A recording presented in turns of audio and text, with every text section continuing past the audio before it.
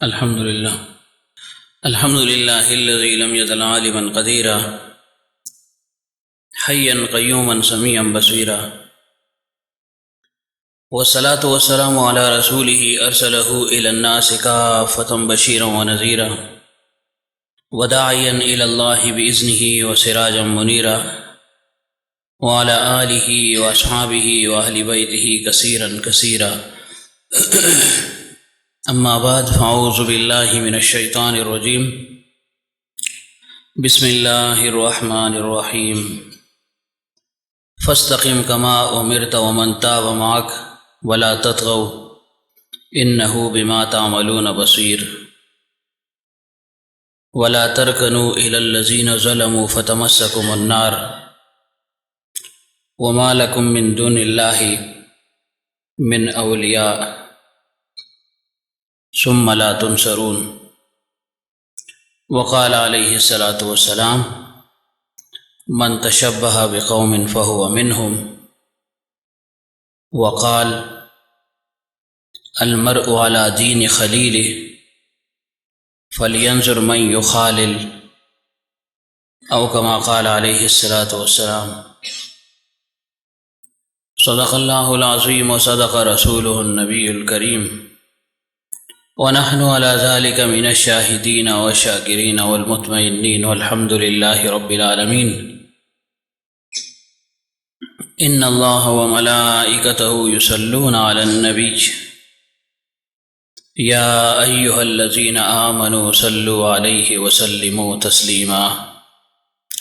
اللهم صل على محمد وعلى آل محمد كما صليت على إبراهيم وعلى آل إبراهيم إنك حميد مجيد.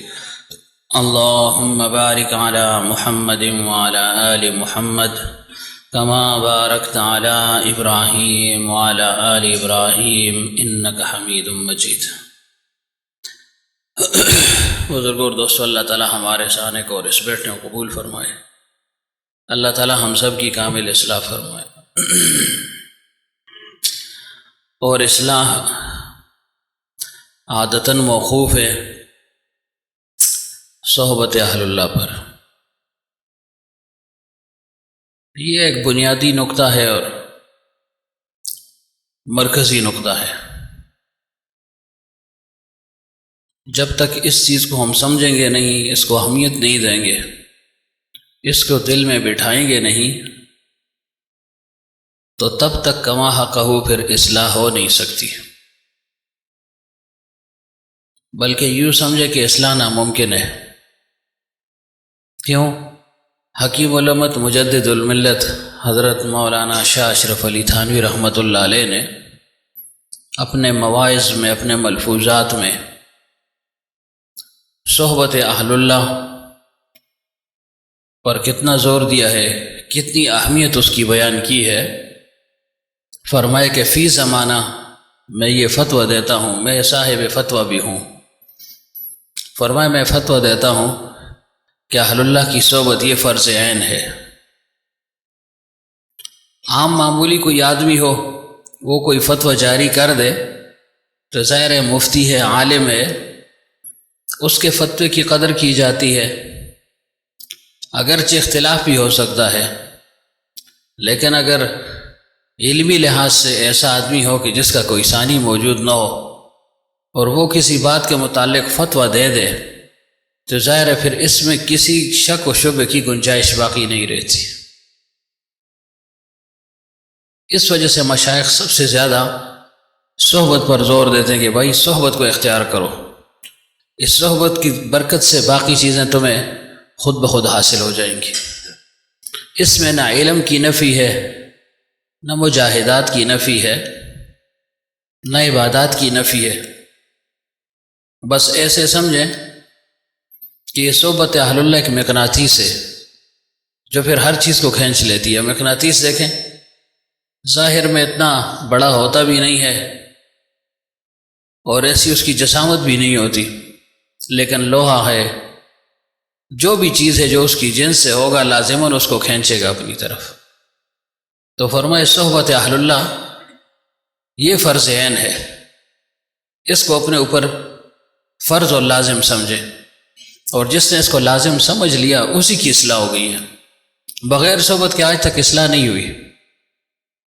ہاں کوئی من جانب اللہ تعالیٰ کسی کی مدد فرمائے، اللہ کی رحمت کسی کی طرف متوجہ ہو اور ظاہراً ایسے محسوس ہو کہ اس کے پیچھے کوئی اللہ والا نہیں ہے یا کسی کے ساتھ اس کا باضابطہ تعلق نہیں ہے، تو ہمارے مشائخ یہ فرماتے، اور ہمارے مشائخ نرے مشائخ نہیں تھے، نرے صوفی بھی نہیں تھے، ان کو اللہ تعالیٰ نے علوم ظاہری سے بھی نوازا تھا، اور ایسا علم کہ دنیا میں ان کا کوئی ثانی نہیں تھا، کوئی ان کا مقابل نہیں تھا، اور نہ رہا ہے نہ اب ہے۔ مثلا نانوتوی صاحب رحمۃ اللہ علیہ کو لے لیں، گنگوئی صاحب رحمۃ اللہ علیہ کو لے لیں، اسی طرح حکیم علومت رحمۃ اللہ علیہ کو لے لیں، خلیل احمد سہارنپوری رحمۃ اللہ علیہ کو لے لیں، یہ بڑے بڑے اکابر، شیخ زکریا صاحب رحمۃ اللہ علیہ کو لے لیں، ایسے ہی اور مولانا الیاس رحمۃ اللہ علیہ کو لے لیں، یہ نرے صوفے نہیں تھے، بلکہ یہ ظاہری علوم کے بھی پہاڑ تھے۔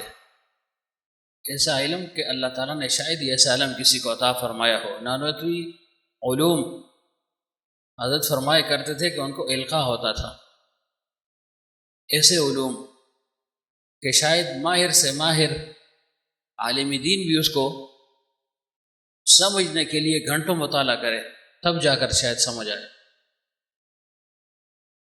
اور حضرت نانوتوی رحمۃ اللہ علیہ کی بہت سی کتب ہیں۔ تحذیر الناس کتاب کے متعلق فرمایا گیا ہے کہ قاری محمد طیب صاحب رحمۃ اللہ علیہ جو ان کے پوتے ہیں، علمی جانشین بھی تھے، کیسے علوم ہیں ان کے، جب آپ ان کو پڑھیں تو آپ حیرت میں پڑ جائیں گے کہ اللہ کیسا علم ان کو دیا، کیسی ذہانت عطا فرمائی۔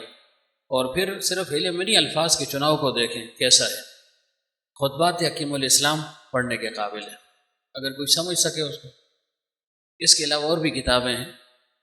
تو بہرحال اتنی بڑی علمی شخصیت، اور انہوں نے تحذیر الناس کو سبقن پڑھا، جیسے ہم مدرسوں میں کتابیں پڑھتے ہیں نا، جیسے آپ اسکول کالجز میں کتاب پڑھتے ہیں اپنے استاد سے، ایسے ہی سبقن حرفن بطور سبق کے اس کتاب کو انہوں نے پڑھا ہے۔ قاری محمد طیب صاحب رحمۃ اللہ علیہ نے، تب جا کر ان کو سمجھ آئی ہے کہ میرے دادا کے علوم کیا علوم ہے اور کیا فرما رہے ہیں۔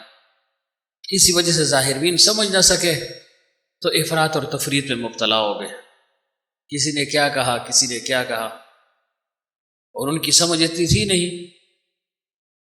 وہ حاجی صاحب رحمۃ اللہ علیہ سے کسی نے کہا کہ حضرت قاسم نانوتوی رحمۃ اللہ علیہ کے علوم بہت سخت ہیں اور بہت گراں ہیں، بڑے مشکل ہیں، ان کو سمجھنا مشکل ہے۔ فرمائے بھائی تم سی مرغ کو زمین پر اتارنے کی کوشش مت کرو، اللہ نے معیار اتنا اونچا تھا فرمایا، تو فرمائے ان کے علوم کو سمجھنے کے لیے ان جیسے لوگ چاہیے تھے۔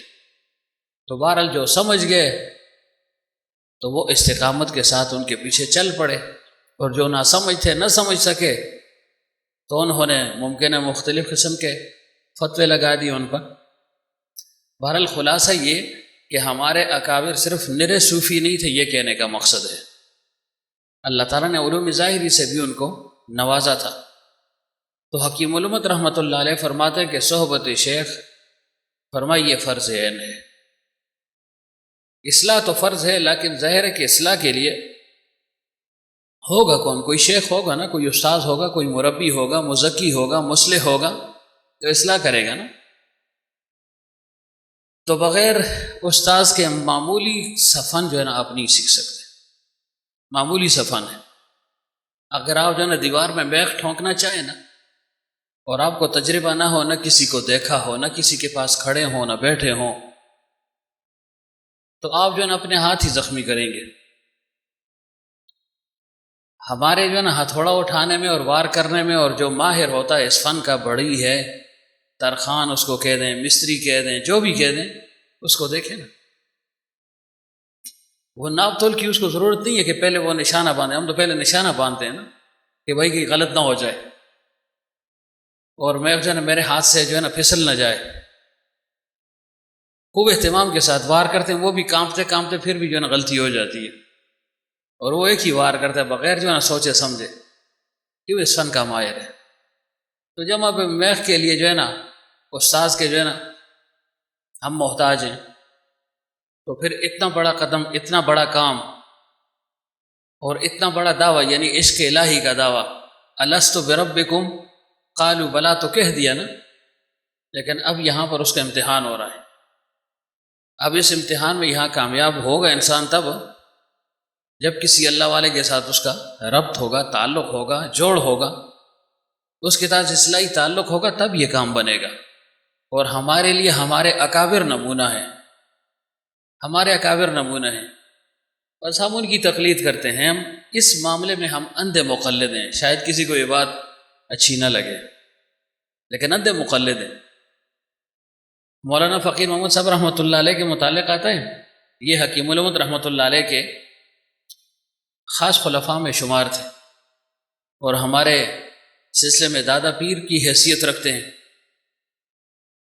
یعنی ہمارے دادا پیر مولانا اشرف صاحب رحمۃ اللہ علیہ کو خلافت ان سے ملی تھی، تو دادا پیر کا درجہ تھا. تو وہ آپ کو معلوم ہے کہ ان کے واقعات ذکر ہو چکے ہیں کہ ہمارے حضرات چشتیہ میں، قادریہ میں اور سہروردیہ میں، اور اب حضرات نقشبندیہ بھی ذکر بالجہر کرتے ہیں. اجتماعی کریں، انفرادی کریں، بیک آواز کریں، بیک لفظ کریں، جیسے بھی کریں بہرحال کرتے ہیں. تو اپنا اپنا مزاج ہوتا ہے. تو کسی نے حضرت سے کہا کہ حضرت یہ طریقہ تو ہم نے نہیں دیکھا، یہ طریقہ ٹھیک معلوم نہیں ہوتا. تو حضرت نے یہ نہیں کہا کہ بھائی میں صرف نرا صوفی نہیں، میں تو عالم بھی ہوں. ظاہر وہ عالم بھی تھے نا، اپنے وقت کے بہت بڑے عالم بھی تھے، محدث تھے اور صوفی بھی تھے، صوفیانہ رنگ کا غلبہ تھا. تو حضرت نے یہ نہیں فرمایا کہ آؤ تمہیں دلائل بتاؤں، یہ دیکھو یہ دیکھو یہ دیکھو. فرمایا بھائی میں نے اپنے شیخ حکیم الامت رحمۃ اللہ علیہ کو دیکھا 13-14 سال میں بھول رہا ہوں یا 24 سال.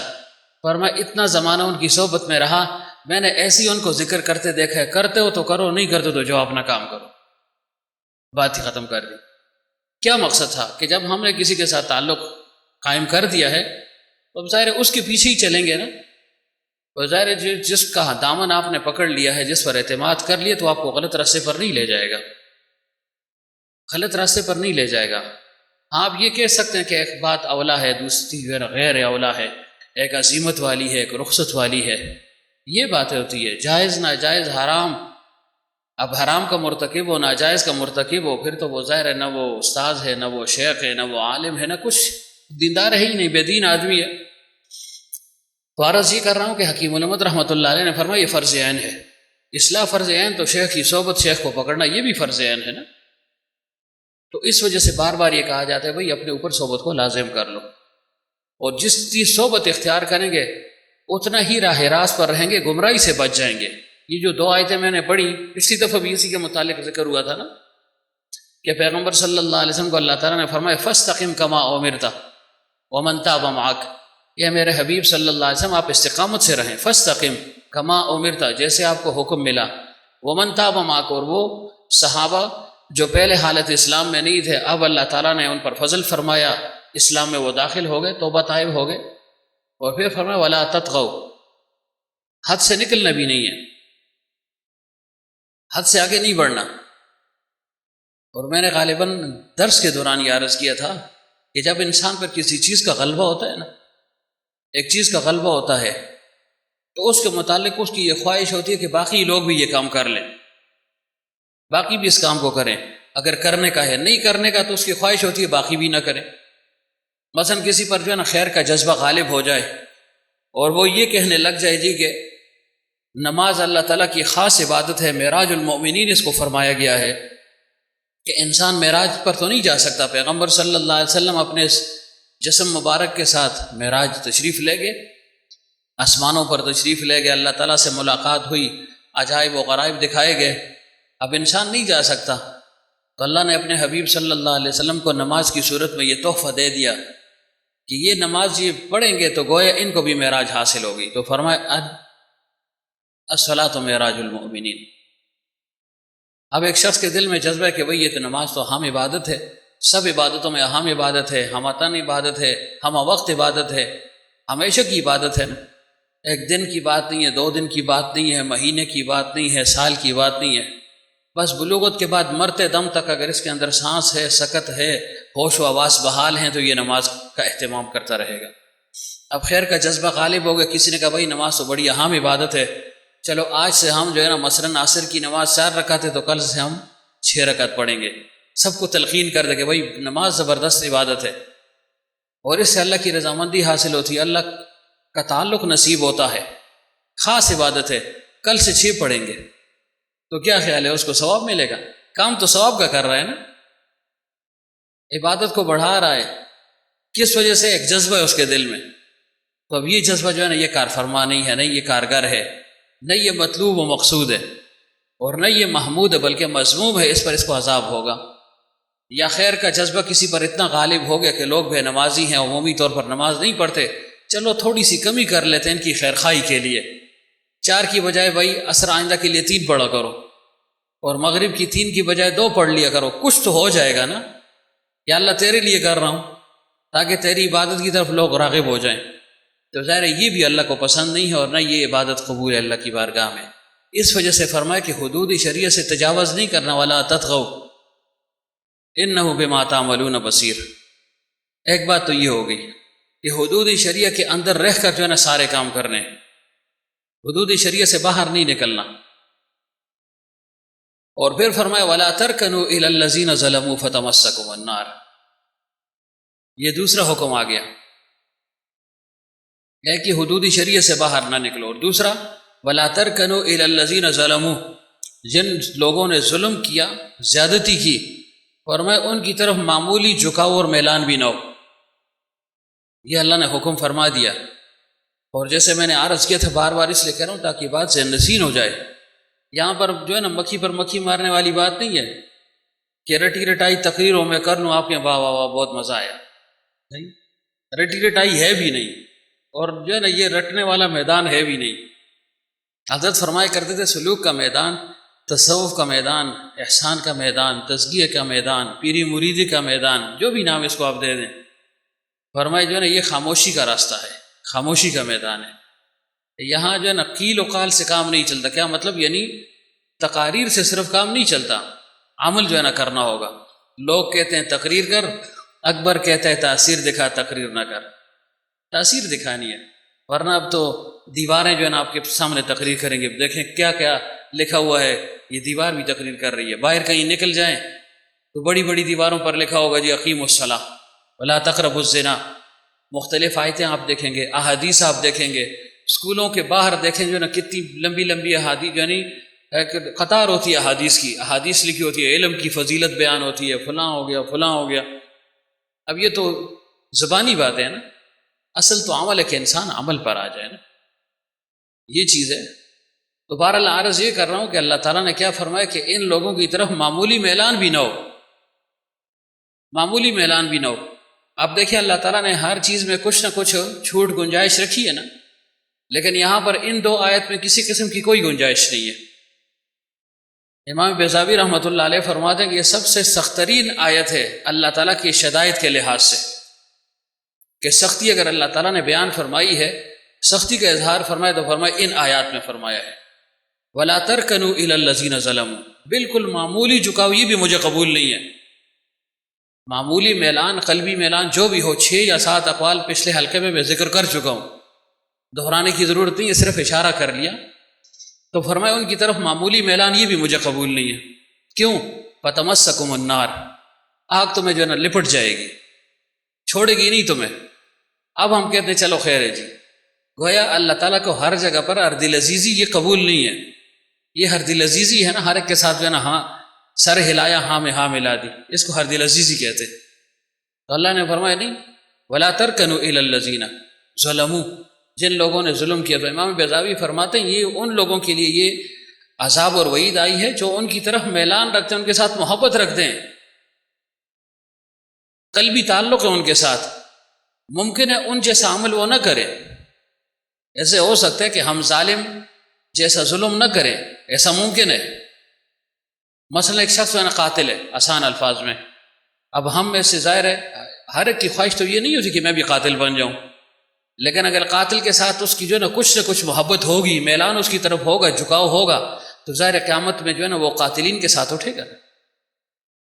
اب قتل اس نے نہیں کیا، صرف اس کا میلان ہے اس کی طرف، اس کے ساتھ ایک جوڑ رکھ رہا ہے، تعلق رکھ رہا ہے، اس بات کو ناپسند بھی نہیں کر رہا کہ بھئی یہ برا کام ہوا ہے، یعنی برائی کو برا نہیں کہہ رہا، اس کے لیے سزا بیان ہوئی ہے فتمسکم النار۔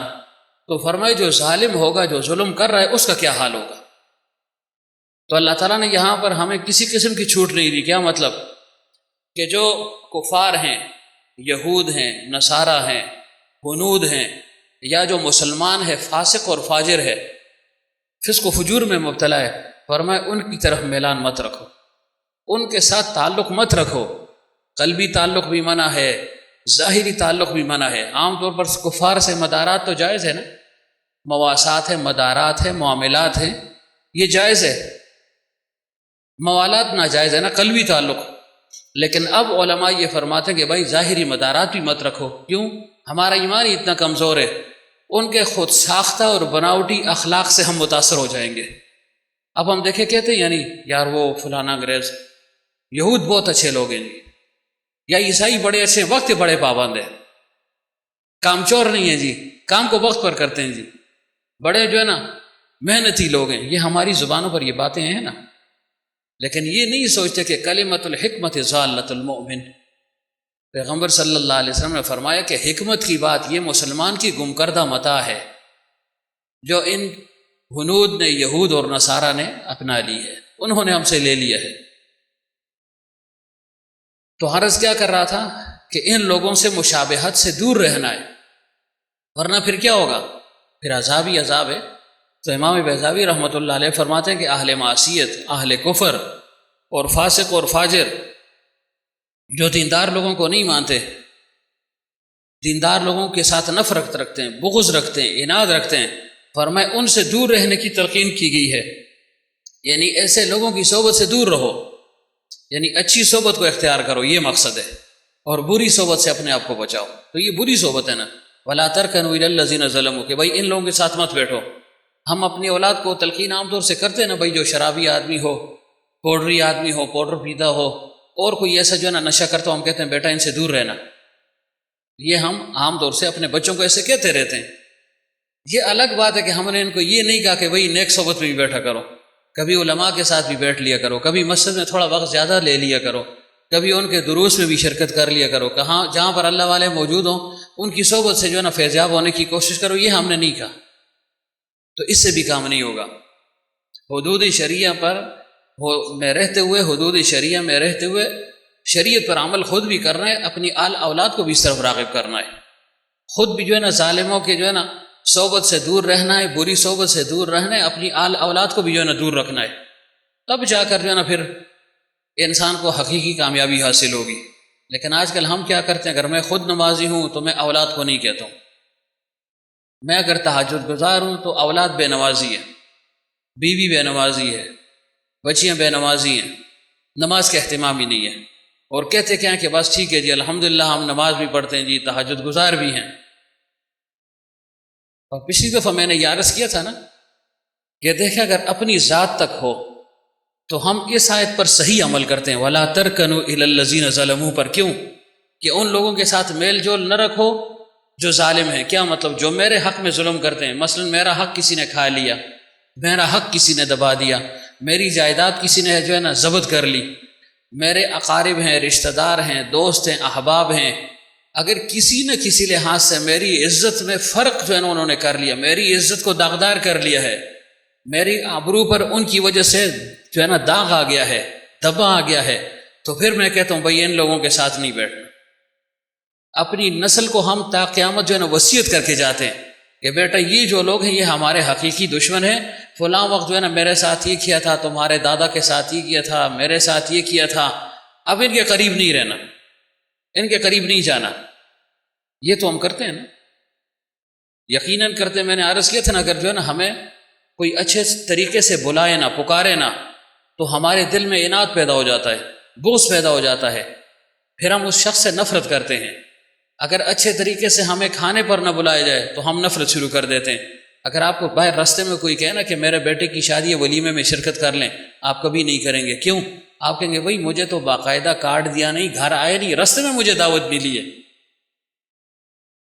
تو اس لحاظ سے تو ہم مانتے ہیں نا، اور اس پر پورا عمل کرتے ہیں، دنیا کے لحاظ سے، اپنے مفادات کے لحاظ سے۔ لیکن جہاں دین کی کوئی بات آئے تو آیا ہم نے جو ہے نا یہاں پر غیرت دکھائی ہے؟ دنیا بھی غیرت دکھاتے ہیں، دنیا کے معاملات میں غیرت دکھاتے ہیں کہ مجھے اچھے طریقے سے بلایا نہیں ہے، اچھے طریقے سے بٹھایا نہیں ہے، اچھے طریقے سے کھلایا نہیں ہے، اچھے طریقے سے پلایا نہیں ہے، میری جو ہے نا شان میں کمی آ گئی ہے جی، میرے گھر والوں کو نہیں بلایا جی، صرف مجھے کہا ہے جی، رستے میں کہا ہے جی، صحیح طریقے سے نہیں پکارا، بچے کو بھیجا ہے، خود نہیں آئے. یہ ساری باتیں ہمارے روزمرہ زندگی میں جو ہے نا یہ باتیں پیش آتی رہتی ہے. اس معاملے میں تو ہم غیرت کرتے ہیں، اس معاملے میں تو ہم اس کو اپنے لیے ظالم سمجھتے ہیں اور اس کے ساتھ قطع تعلق کرتے ہیں، پھر صحیح عمل کرتے ہیں، لیکن دینی لحاظ سے بھی کرتے ہیں. ذرا اس پر غور کریں نا.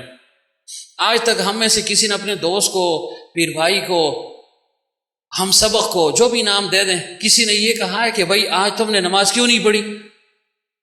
نہیں پڑھی پھر بھی تعلق قائم ہے، پڑھی ہے پھر بھی تعلق قائم ہے، گناہ کر رہا ہے پھر بھی تعلق قائم ہے، گناہ نہیں کر رہا پھر بھی تعلق قائم ہے، چاہے وہ ہزارہا گناہ کرے، میرے تعلق میں کمی نہیں آتی. اور ادھر اللہ نے کیا فرمایا؟ وَلَا تَرْكَنُوا إِلَى الَّذِينَ ظَلَمُوا.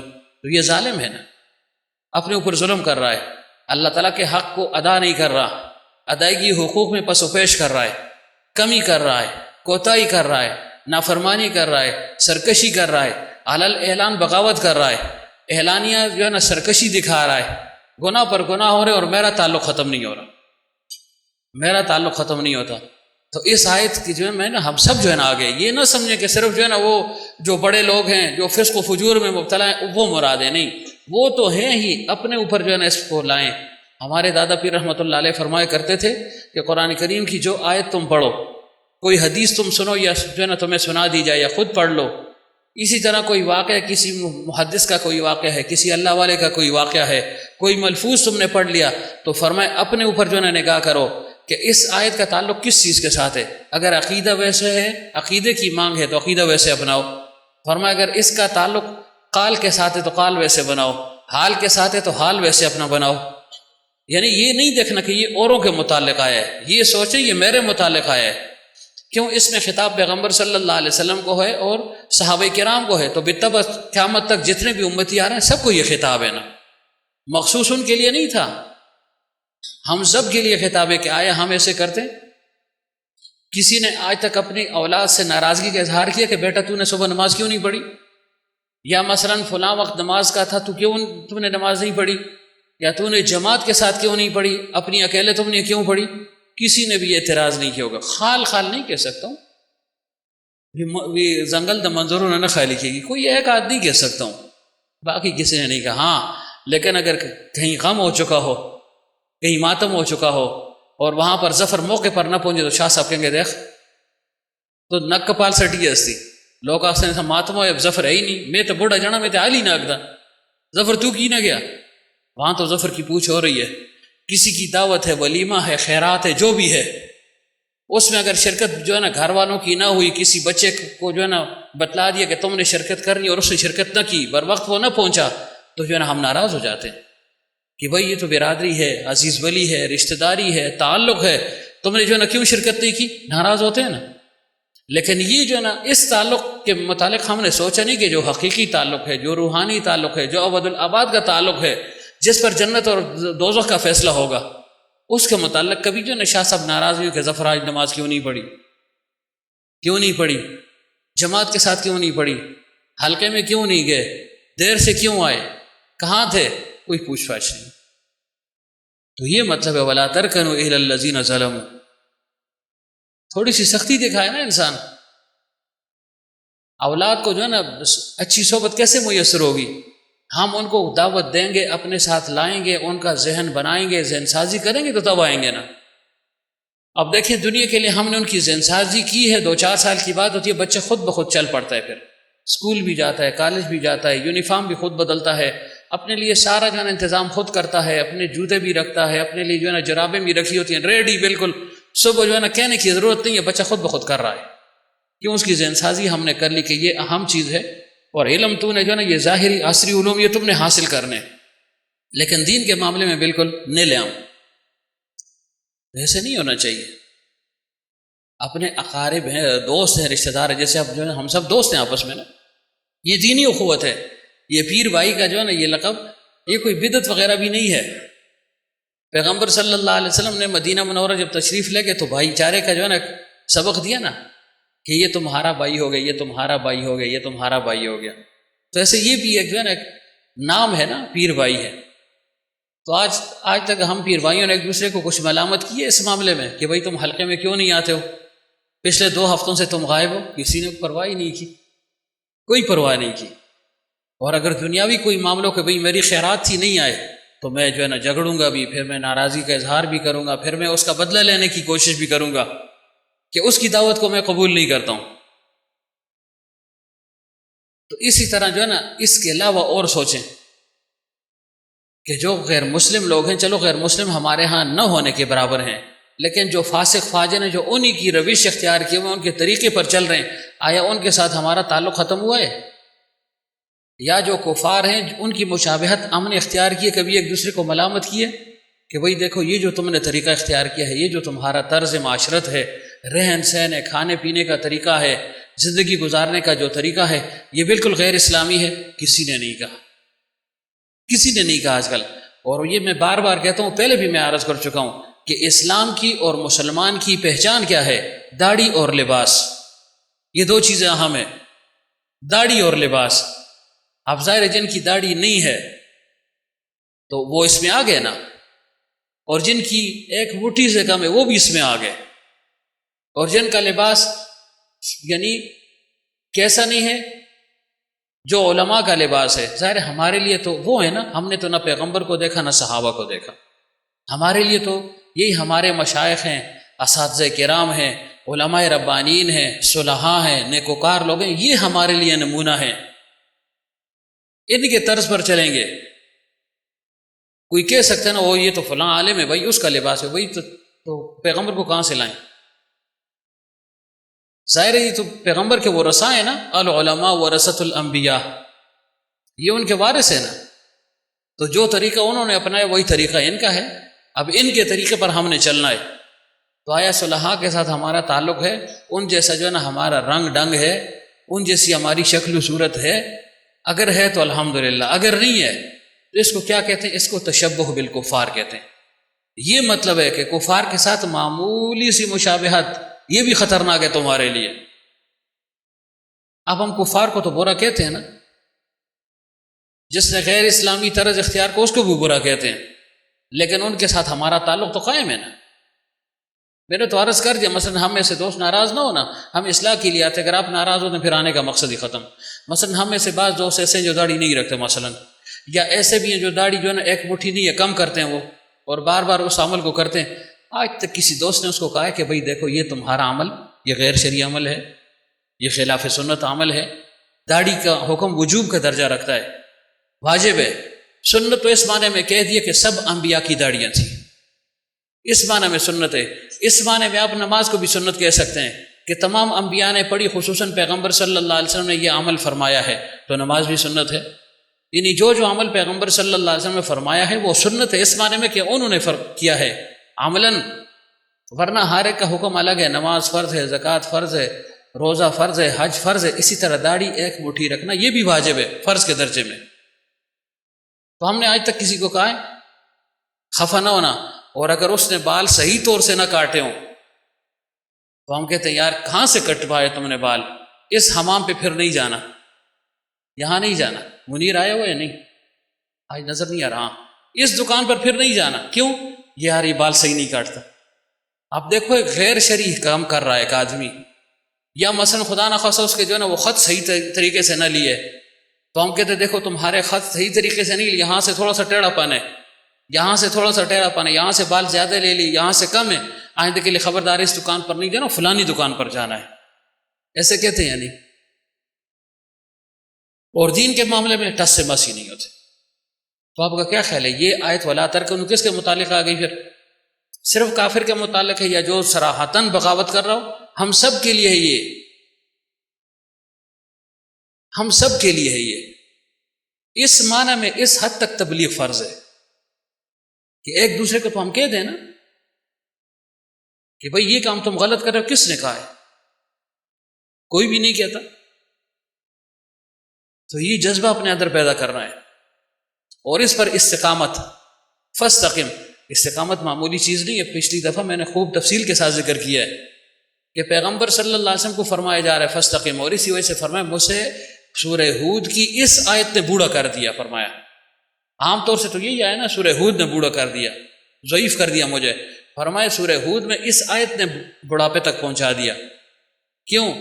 انبیاء پر خشیت کا غلبہ ہوتا ہے، جتنا جس کا اللہ کے ساتھ تعلق ہوتا ہے اتنا اس پر خشیت کا غلبہ ہوتا ہے کہ بھئی اللہ تعالیٰ ناراض نہ ہو جائے. عمل میں انتہائی کوشش کرتا ہے، خشوع خضوع کا اہتمام کرتا ہے.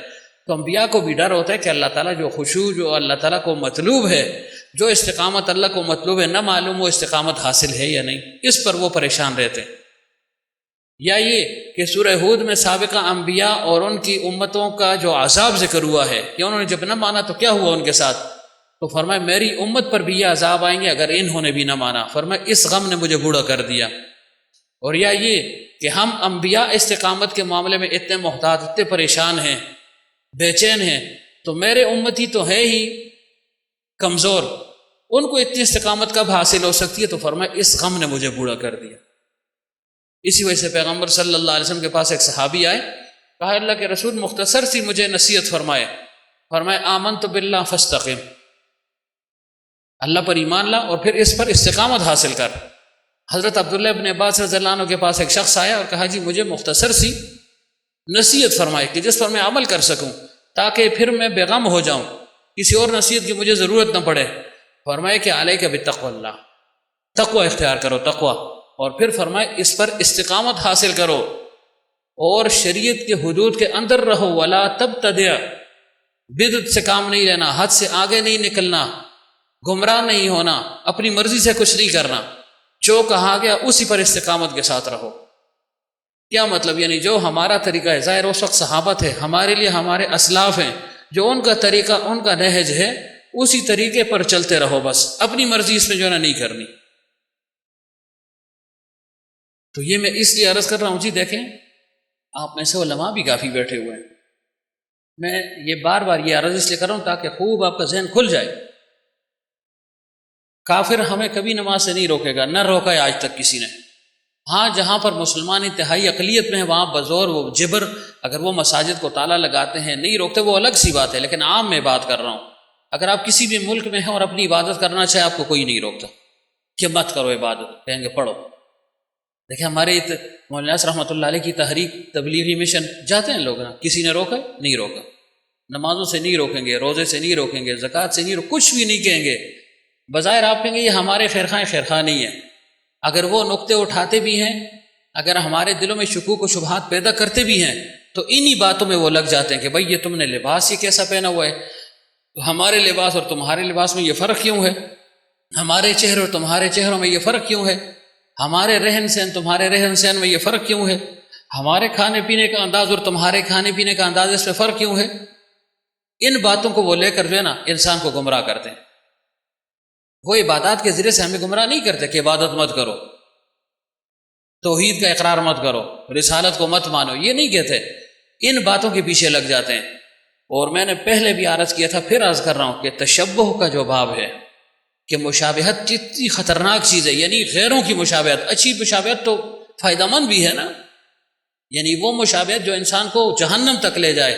تشبہ بالکفار کتنا اہم مسئلہ ہے، کتنا اہم باب ہے کہ اس کو فقہا نے بھی ذکر کیا اور تفاسیر میں بھی اس کا، قرآن پاک میں بھی ذکر ہے، احادیث میں بھی ذکر ہے، اور فنون کی کتابوں میں بھی ذکر ہے، عقائد کے باب میں بھی اس کا ذکر ہے. اور اس کا ذکر کہاں ہے؟ باب الارتداد میں. ارتداد یعنی کن کن باتوں سے انسان اسلام سے اور دین سے خارج ہو جاتا ہے، وہاں پر تشبہ بالکفار کا ذکر ہے. اور ہم اس کو کچھ نہیں سمجھتے. میں نے تو پچھلی دفعہ آپ سے کہا نا کہ تقی عثمانی صاحب دامت برکات، میں نے کہا بھائی دائیں ہاتھ سے کھاؤ. اس نے کہا تم مولویوں نے دائیں اور بائیں کے چکر میں لوگوں کو پھنسا دیا ہے.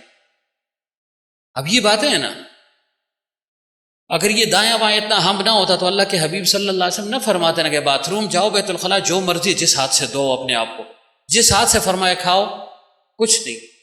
الگ الگ ذکر فرما دے کہ یہ دایاں ہاتھ ہے، یہ اچھے کاموں کے لیے ہے، یہ بایاں ہاتھ ہے، یہ معیوب کاموں کے لیے ہے.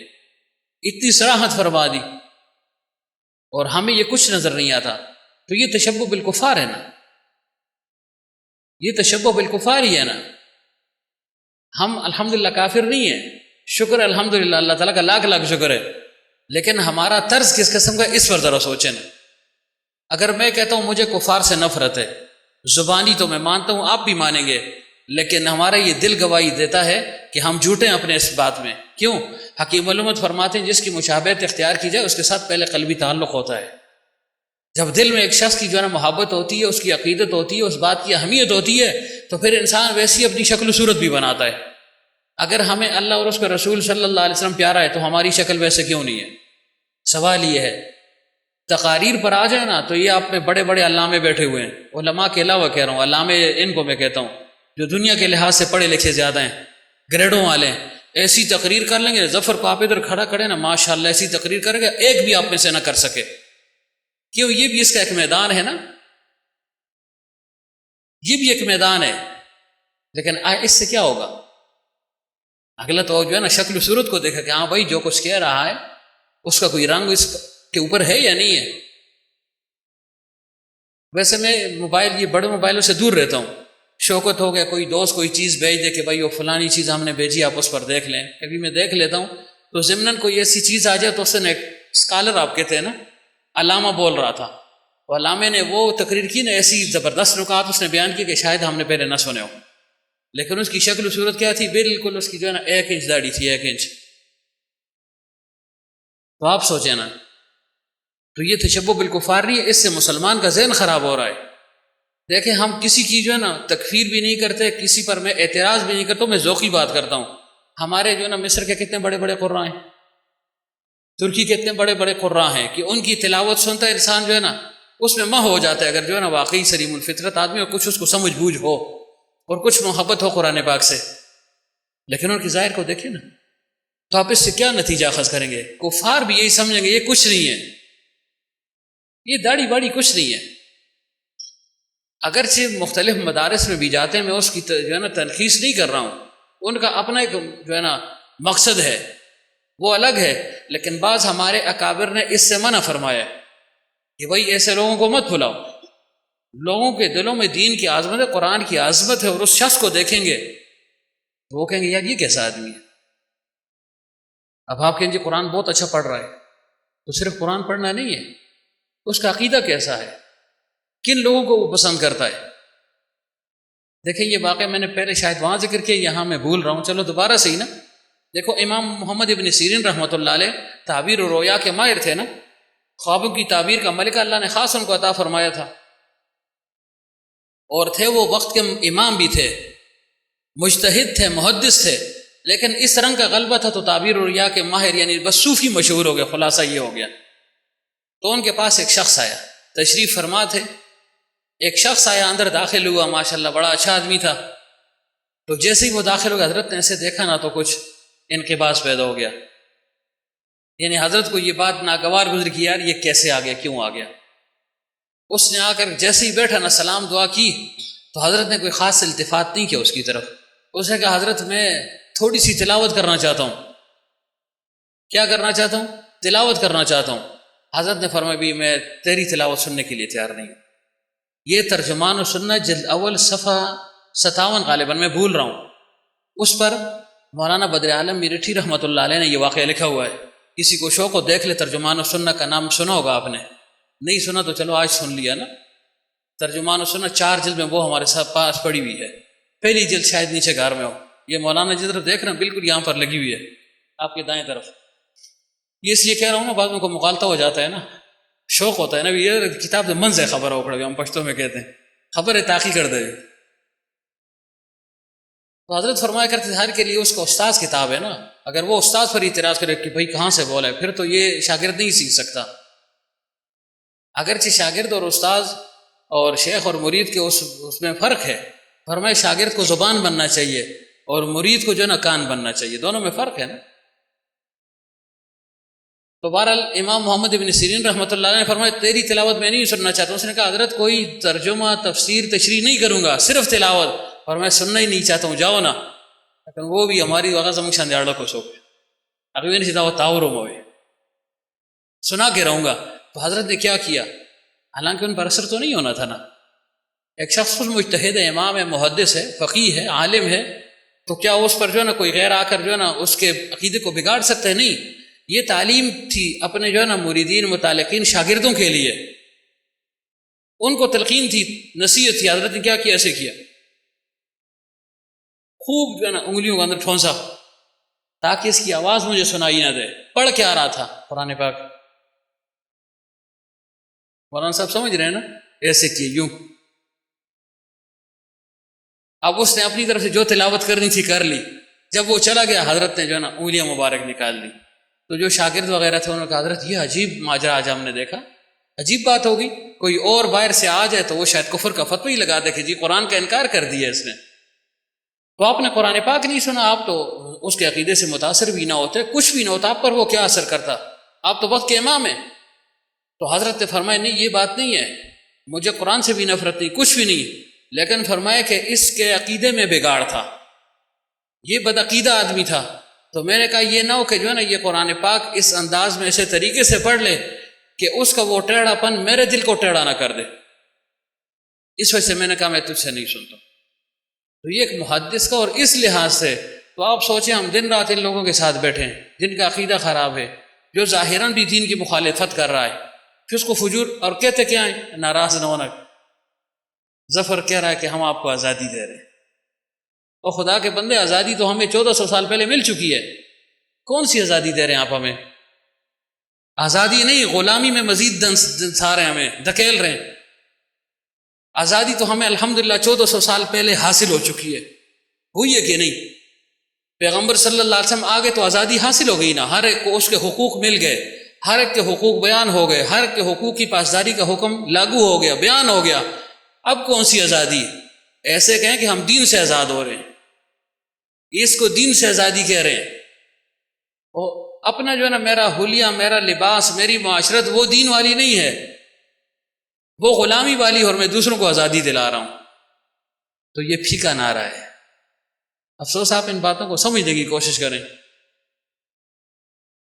یہ بعض ملمہ سازی ہوتی ہے نا، نقلی نوٹ ہوتا ہے، میں اب اکثر کہتا ہوں نقلی نوٹ پہ بڑی چمک دمک ہوتی ہے، اصلی نوٹ پہ صدا سے خیرن غنتی ہے مخل رامخلی، لیکن وہ کمال کا ہوتا ہے نا۔ تو کیا عرض کر رہا تھا کہ ان لوگوں سے دور رہنا ہے، ان کی صحبت سے بھی دور رہنا ہے، ان کی باتوں سے بھی دور رہنا ہے، ہر لحاظ سے ان سے دور رہیں، تب جا کر جو ہے نا حفاظت ہوگی، ورنہ اللہ فرماتے ہیں نیکی کرو، فاستقم کما امرت ومن تاب معک ولا تطغوا، بس انہ بما تعملون بصیر۔ بس ہے میرے حبیب صلی اللہ علیہ وسلم اپنی امت سے کہہ دیجئے بس دین پر چلتے رہو، اوامر کے پابند رہو، ٹھیک ہے؟ نہیں، اللہ نے فرمایا ولا ترکنوا، ساتھ اس کا بھی جو ہے نا اہتمام کرنا ہے، گناہوں سے بھی پرہیز کرنی ہے، اور جو ظالم لوگ ہیں، جو اعداء ہیں، جو انبیاء کے دشمن ہیں، جو اللہ کے دشمن ہیں، فرمایا ان سے دور رہو۔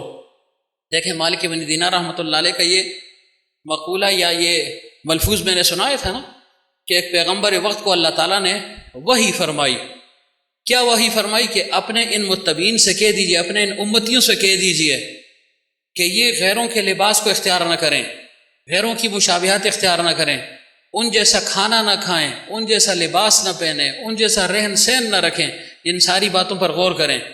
کیوں؟ فرمائے وہ میرے دشمن ہیں اور یہ بھی میرے دشمن بن جائیں گے۔ کیوں؟ ظاہر ہے جب آپ کسی کی جو ہے نا مشابہت اختیار کرتے ہیں تو رفتہ رفتہ آپ اس کے ہمنوا بن گئے نا۔ یہ بات بالکل جھوٹ ہے۔ اگر آپ کہیں جی لباس سے کیا ہوتا ہے، تو اگر کچھ نہیں ہوتا تو اپنا لباس پہنو نا، اسلامی لباس پہنو، وہ تو ہم پہنتے نہیں ہیں، غیر اسلامی غیر شرعی لباس پہنتے، کہتے ہیں کیا ہوا؟ آہستہ آہستہ اس کا اثر پڑتا ہے، آہستہ آہستہ۔ آپ یہ دیکھیں نا، یہ جو مخنث قسم کے لوگ ہیں، بعض تو پیدائشی ہوتے ہیں نا کہ نہ وہ مرد ہیں نہ عورت ہیں، لیکن بہت کم ایسے ہوتے ہیں۔ اب خود بخود ایک مرد ہے وہ مخنث بن گیا ہے، تو یہ مخنث کیسے بنا؟ وہ مخنثوں کے ساتھ، ہجڑوں کے ساتھ بیٹھتے بیٹھتے اس کا وہ ذوق بن گیا ہے، اس کا وہ ذوق بن جاتا ہے۔ بعض دیکھیں، بعض بچے پیدائشی طور پر، یا بچیاں ہیں بچیاں لیکن پیدائشی طور پر جب پیدا ہو جاتی ہیں اس کے بعد ان کی وہ یعنی خلقت کہہ دیں یا فطرت کہہ دیں، وہ لڑکوں جیسی ہوتی ہے۔ بعض لڑکے ایسے ہوتے ہیں کہ ان کی فطرت عورتوں جیسی ہوتی ہے۔ اور ہمارے سامنے ادھر مثال، ہمارے دوست ادھر موجود ہیں، ان کا بھتیجا ہے، خود میں نے دیکھا ہے، وہ پڑھو نہیں چولے ادھر خود و شانت، اس نے عورتوں کی طرح یعنی چادر اوڑی بھی تھی، تھا بچہ خوب، میرے خیال 8-10 سال کا ہے بلکہ زیادہ ہوگا۔ اب یہ کیا چیز تھی؟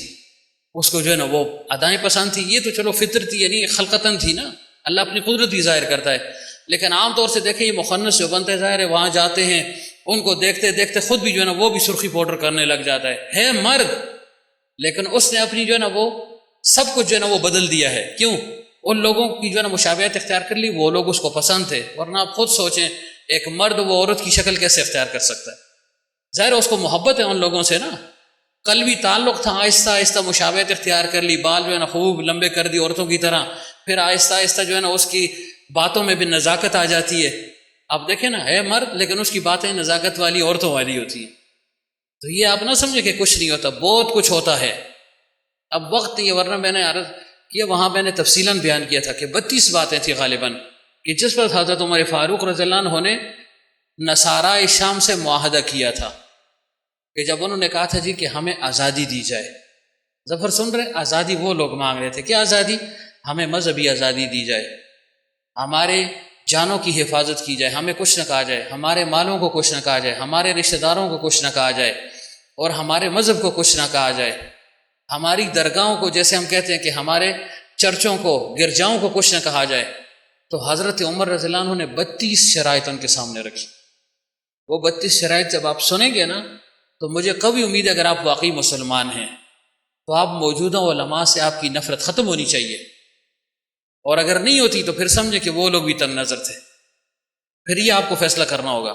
اب آپ کہتے ہیں نا علماء تنگ نظر ہیں، سختی کرتے ہیں جی، سخت مزاج ہیں جی، دین کو بالکل انہوں نے سخت جو ہے نا کر دیا ہے، دین یسرن، ایک دم فتویٰ ٹھوک دیا.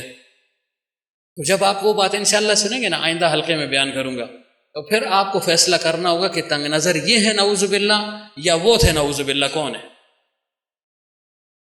ہم نے تنگ نظری کا معیار اپنے جو ہے نا ذوق کے مطابق بنا دیا ہے.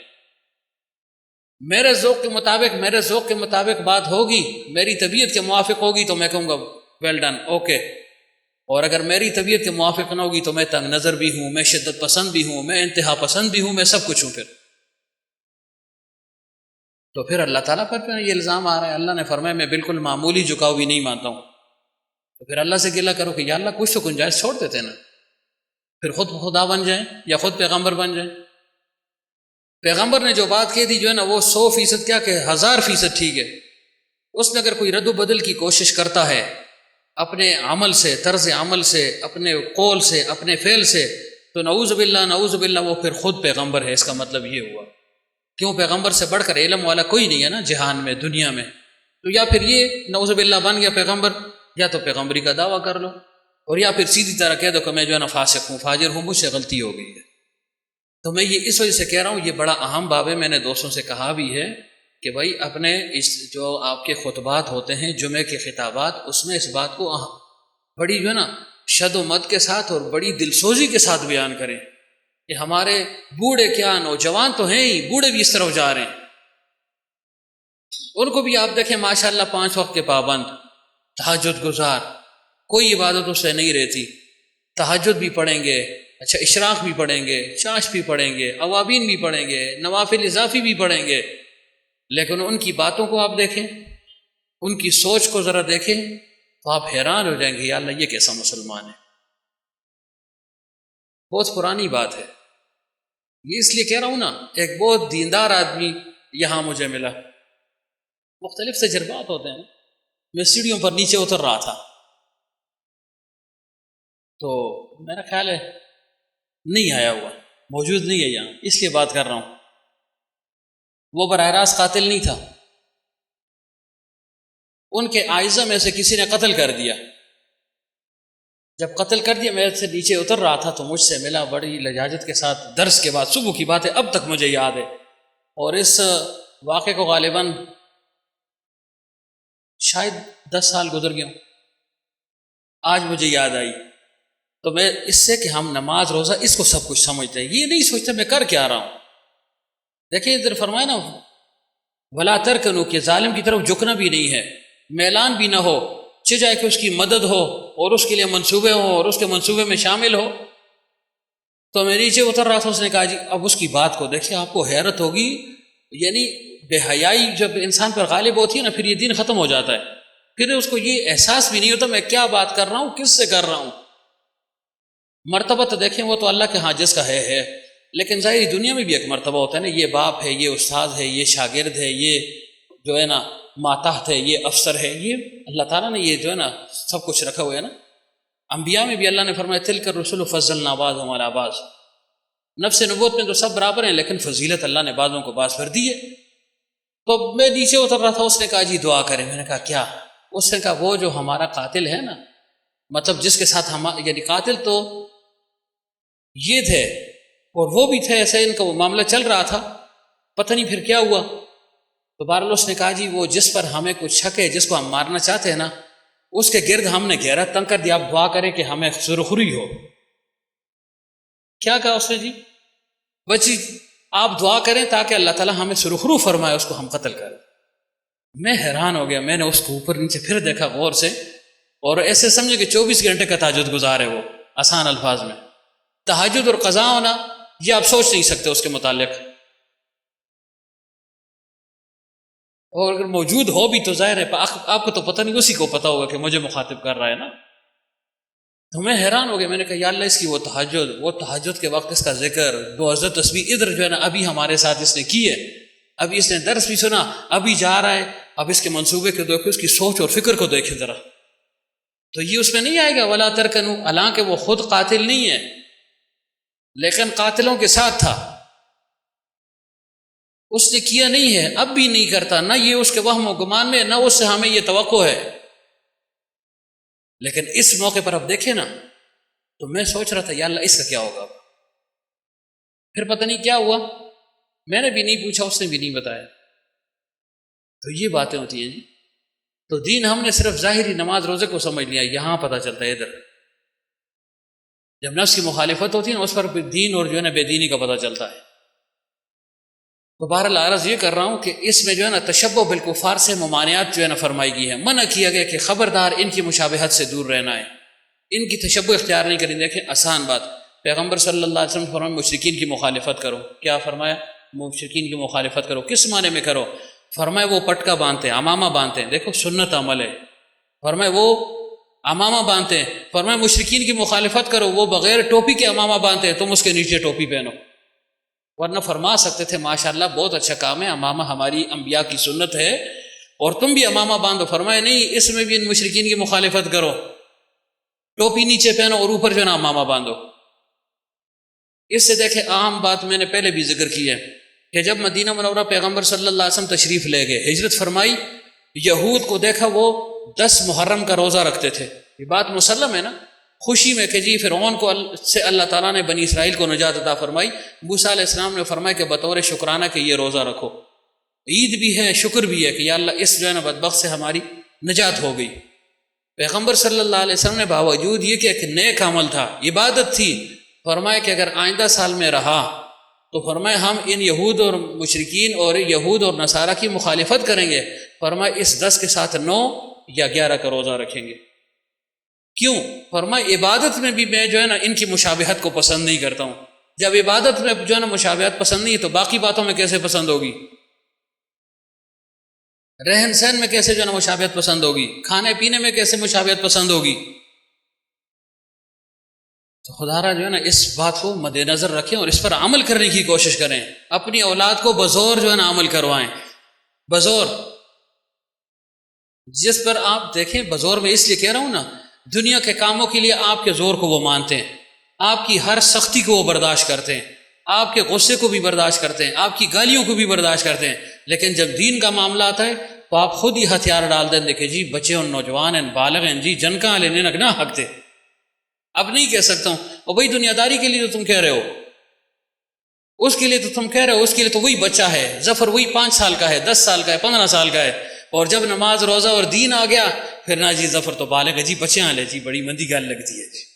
نہیں، یہ باتیں سب غلط باتیں، تو اس کے بارے میں ہم سے پوچھا جائے گا، یہ ہم سے پوچھا جائے گا، اولاد تو تمہارے ہاتھ میں تھی نا، بیوی تمہارے ہاتھ میں ہے، جب تک تمہارے ہاتھ میں ہے تو تم اپنی کوشش تو کرو ان پر نا، اور ولا ترکنوا، ان کی جو ہے نا ان کی غلطیوں کی طرف معمولی جھکاؤ اور میلان بھی نہیں ہونا چاہیے، ورنہ فتمسکم النار، اور پھر اللہ نے فرمایا کوئی مددگار بھی نہیں ہوگا، جب میری مدد اٹھ گئی تو مدد کون کرے گا؟ ثم لا تنصرون، تمہاری مدد کو بھی کوئی نہیں آئے گا جب میرا عذاب آ جائے گا۔ تو اللہ تعالیٰ ہمیں تشبہ بالکفار سے محفوظ فرمائے، اللہ تعالیٰ اپنے اکابر کہ جو ہے نا صحیح معنوں میں ظاہراً اور باطناً مشابہت ہم سب کو نصیب فرمائے۔ آئندہ اس کے متعلق حضرت عمر فاروق رضی اللہ عنہ کا جو خطبہ ہے انشاءاللہ اس کو تفصیلاً جو ہے نا پھر بیان کریں گے، اس میں ساری باتیں بالکل واضح آ جائیں گی، پھر آپ کو میری باتوں کا یقین بھی ہو جائے گا۔ اب تو میں زبانی لگا ہوا ہوں نا، سرسری لگا ہوا ہوں، پھر جب میں کتاب سے ایک ایک چیز پڑھوں گا نا، ایک ایک نقطہ، پھر آپ کو سمجھ آئے گی بھائی واقعی۔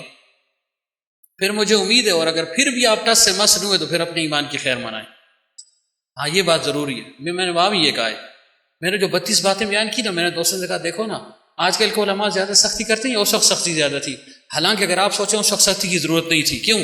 عام طور پر صحابہ کا غلبہ تھا، اسلام کا غلبہ تھا، مسلمانوں کا غلبہ تھا، مقتدر قوت دینی ان کا غلبہ تھا، ہر طرف ان کا غلبہ تھا، لیکن اس وقت بھی انہوں نے اتنی سختی فرمائی۔ اور اب تو ظاہر سختی کی ضرورت ہے کہ اب بالکل ہم جو ہے نا الٹ ہو گئے، ہماری پہچان ہی ختم ہو گئی ہے کہ یہ مسلمان ہے، یہ کیا چیز ہے۔ اور اپنے جو ہے نا جمعے کے خطبات پہ لازماً اس پر بات کریں۔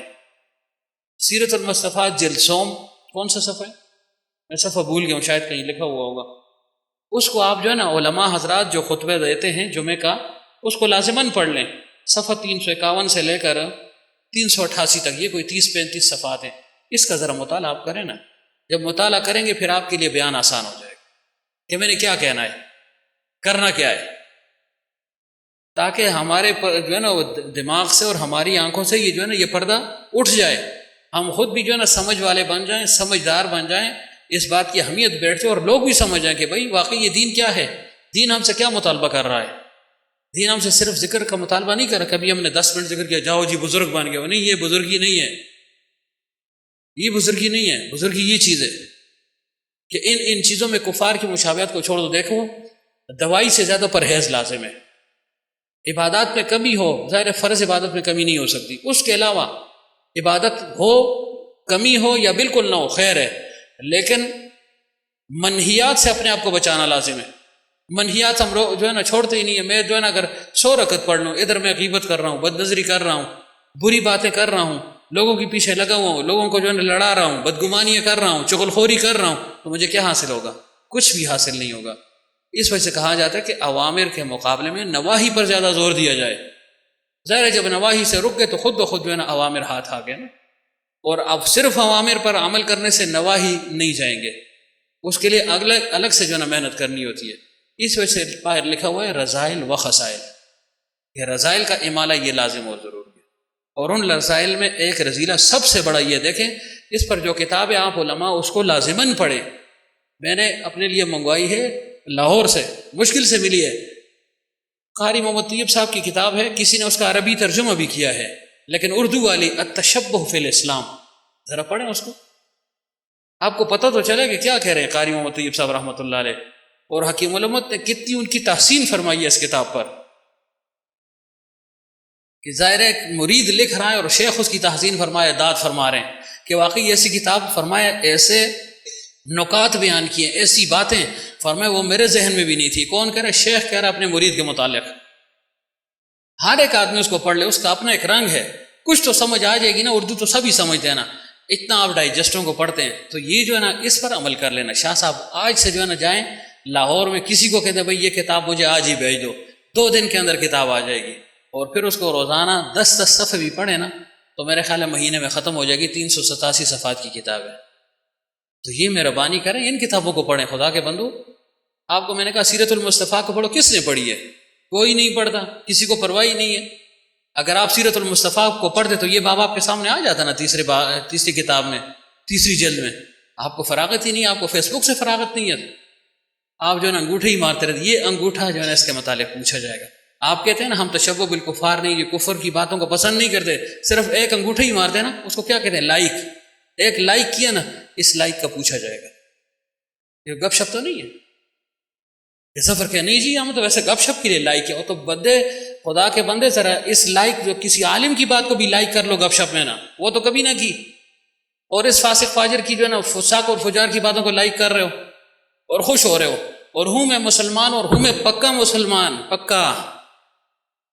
پکا مسلمان ہوں، سرکاری مسلمان۔ سرکاری تو ہمیں قادیانیوں میں بنا دیا نا کہ یہ سرکاری مسلمان ہے، پکے ہم ہیں، تو ہم وہ سرکاری بھی نہیں رہے، ناراض نہ ہونا، ہم وہ سرکاری بھی نہیں رہے۔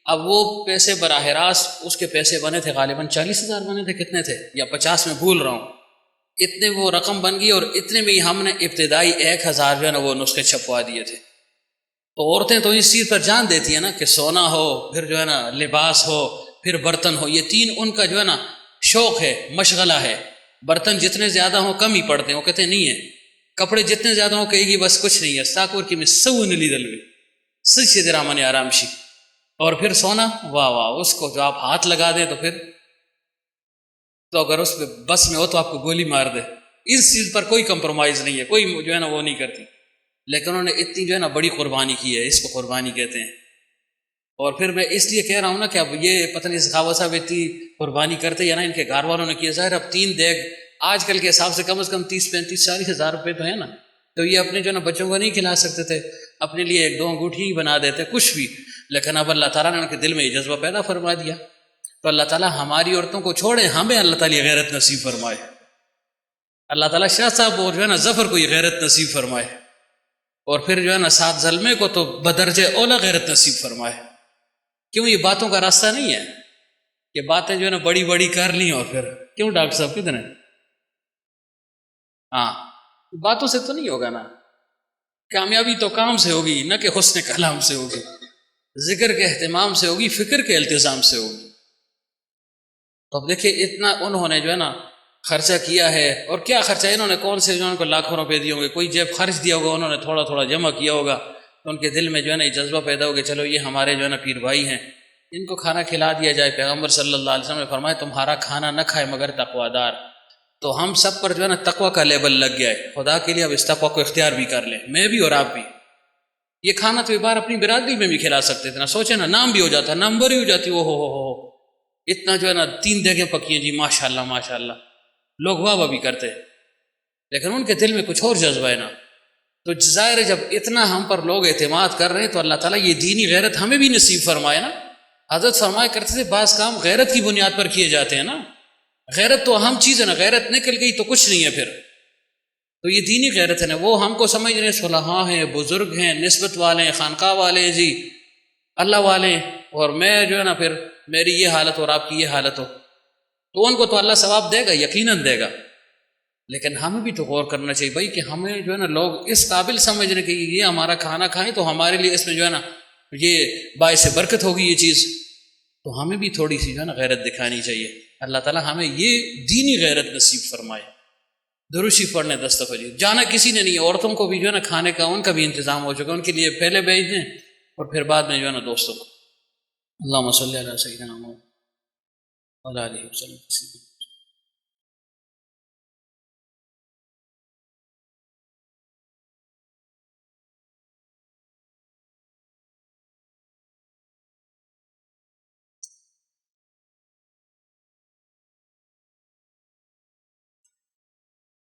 پانچ دفعہ استغفار،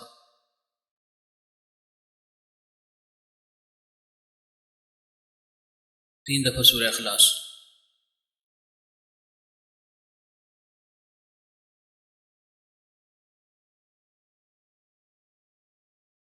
اللہم صلی علی سیدنا و مولانا محمد النبی الامی وعلی آلہ وسلم تسلیما۔ الحمدللہ رب العالمین والعاقبۃ للمتقین والصلاۃ والسلام علی رسولہ محمد وآلہ وصحبہ اجمعین۔ یا اللہ ہمارے اس بیٹھنے کو قبول فرما، جو سنا اللہ اس پر عمل کی توفیق عطا فرما، اپنے حبیب صلی اللہ علیہ وسلم کی اللہ کامل اتباع ظاہراً باطناً ہم سب کو نصیب فرما، اپنا تعلق خاص اپنی معرفت اور محبت یا اللہ ہم سب کو نصیب فرما۔ یا اللہ اس کا سو ہمارے شیخ علی مقام کو پہنچا دے، درجات عالیہ ان کو نصیب فرما، قبر پر یا اللہ انوارات کی بارش نازل فرما، زمرہ اولیاء میں وہ مقام عطا فرما جو تیری شان کے ساتھ لائق ہے، اپنے حبیب صلی اللہ علیہ وسلم کی دائمی رفاقت اور صحبت نصیب فرما، ان کے فیضات سے ہم سب کو بہرہ مند فرما، ان کے فیضات اللہ دنیا میں عام اور تام فرما، دنیا کے کونے کونے تک پہنچا، ہم سب کو یا اللہ ذریعے کے طور پر استعمال فرما۔ یا اللہ جتنے بھی ادھر موجود ہیں یا غائب ہیں، جس کے دل میں جو بھی جائے شرعی حاجت ہے اللہ غیب کے خزانے سے اس کو پورا فرما دے۔ یا اللہ جو پریشان حال ہے ان کے پریشانی کو ختم فرما دے، جو مقروض ہیں اللہ قرض کی ادائی کی صورتیں پیدا فرما دے۔ یا اللہ جو بے اولاد ان کو نیک نرینہ صالح اولاد عطا فرما دے، جن کے اولاد نافرمان ہے اللہ ان کو فرما بردار بنا دے، جو رشتوں کی طلب میں اللہ سنت کے مطابق اچھے اچھے رشتے سب کو نصیب فرما دے۔ یا اللہ جو بے روزگار ہیں اللہ رزق حلال کے دروازے سب پر کھول دے، رزق حلال ہم سب کو وسیع فرما دے، وسعت اور فراخی نصیب فرما، فقر و تنگ دستی سے ہم سب کو محفوظ فرما دے، جتنے بھی بیمار ہیں اس محفل میں، گھروں میں، اسپتالوں میں، جہاں کہیں بھی اللہ سب کو صحت کاملہ عاجلہ دائم و مستمرہ نصیب فرما، اس بیماری کی رحمت بھی اللہ صحت کی رحمت میں بدل دے، جلد از جلد اللہ سب کو کامل اطمینان قلب اور سکون نصیب فرما، یا اللہ جتنے بھی ہمارے عزیز اقارب رشتہ دار دوست احباب پیر بھائی مسلمان دنیا سے جا چکے ہیں اللہ سب کو بخش دے، سب کی قبروں کو منور فرما۔ یہ ہمارے دوست ہیں رستم زمان صاحب یہاں موجود ہیں، ان کی اہلیہ محترمہ وفات پا چکی ہیں، ان کے لیے دعا فرمائیں۔ اور یہ ہمارے دوست ہیں جی مولانا عبدالسلام صاحب ولد مولانا محمد اسلم صاحب مرحوم، اتوار کو اچانک اپنے گاؤں ہڑیالہ میں وفات پا گئے۔ ڈب والی مسجد کے امام مولانا محمد یونس کے بھتیجے تھے، خانقاہ میں جمعہ کے حلقے میں پابندی سے آیا کرتے تھے۔ تو یہ ہمارے پیر بھائی یہ ہو گئے، اور یہ رستم زمان صاحب کی اہلیہ محترمہ، ان دونوں کے لیے خصوصیت کے ساتھ دعا فرمائے، اللہ ان کو بخش دے، اللہ آنے والی منازل ان کے لیے آسان فرما، برزخی جتنی خوشیاں بند ہیں مومن کے لیے تو نے رکھی، اللہ بتمام ہاں ان کو نصیب فرما۔